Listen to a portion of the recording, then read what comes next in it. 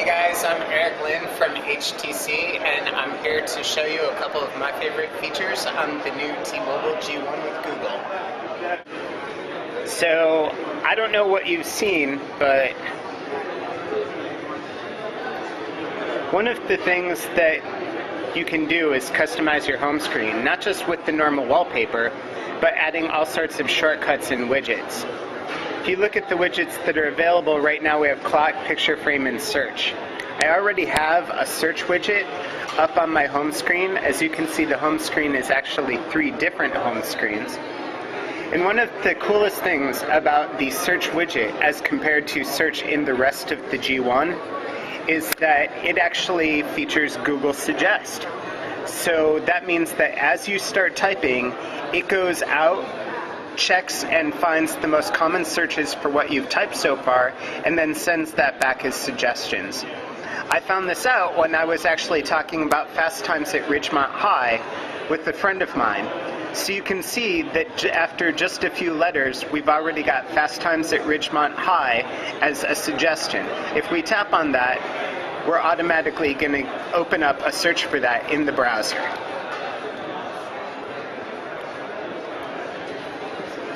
And you can see, fast times at Ridgemont High, the IMDb entry is #1, which is exactly what we'd expect.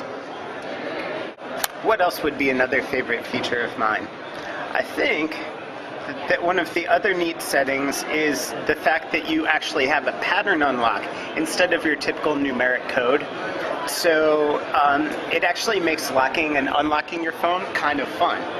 So if we go to security settings and go to set unlock pattern, you notice we're setting an unlock pattern, not an unlock code. And what we can do is just draw a pattern on the screen connecting a bunch of dots.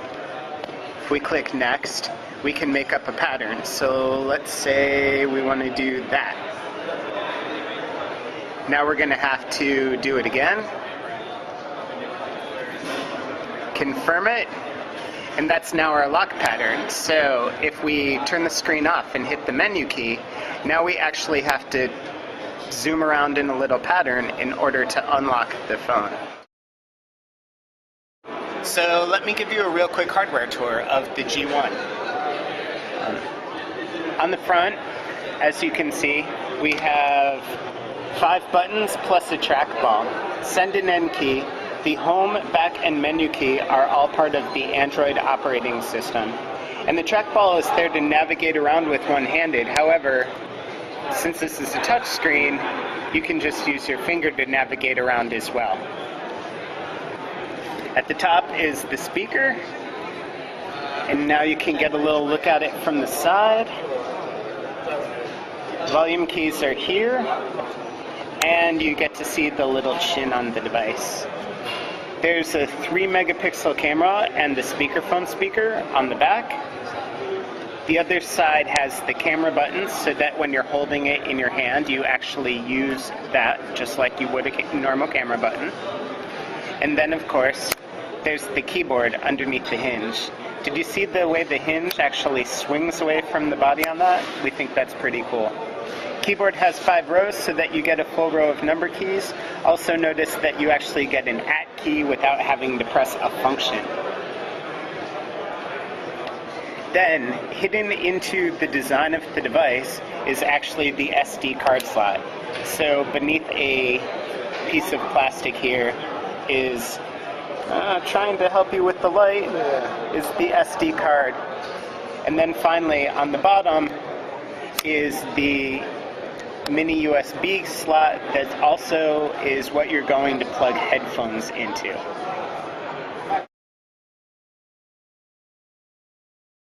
Alright, so another cool thing you can do with the G1 is use the music player for more than just music playback. And by that, I don't mean that you're just going to be playing back other multimedia files in it, but you can actually see the relation between the music you're playing back and what's available out on the web.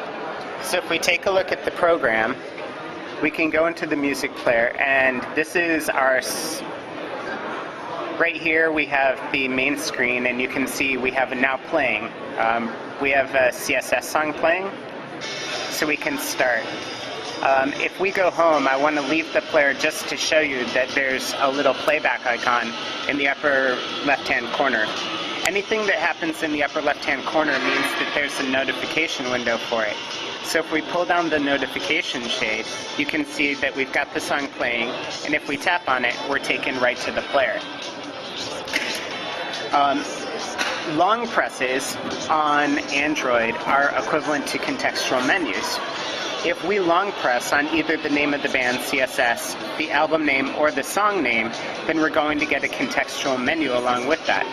So if we do a long press on top of the name of the song, Rad is Dead, then we get a choice to search for that song in Amazon MP3, to look it up on Google to find more information about it, or even to go to YouTube and watch videos that have that song name.